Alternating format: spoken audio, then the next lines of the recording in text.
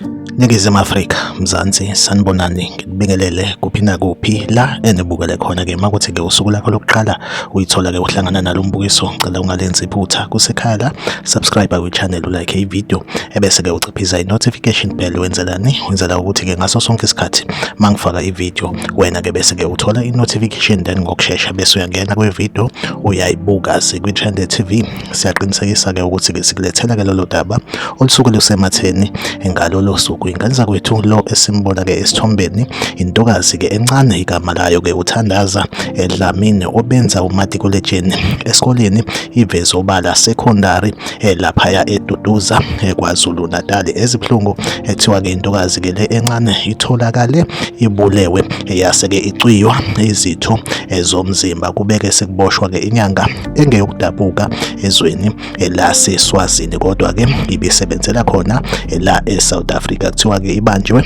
isiphethe-ke imithwalo izama-ke ukubaleka isibheke eSwazini-ke. Lesigameko senzeke laphaya eDuduza KwaZulu Natal. Like ivideo, subscribe kwi-channel, uphinde ucomment kwi-comment section ungitshela ukuthi kuthini ukuphawula kwakho ngalolu daba la kwi-Trend TV.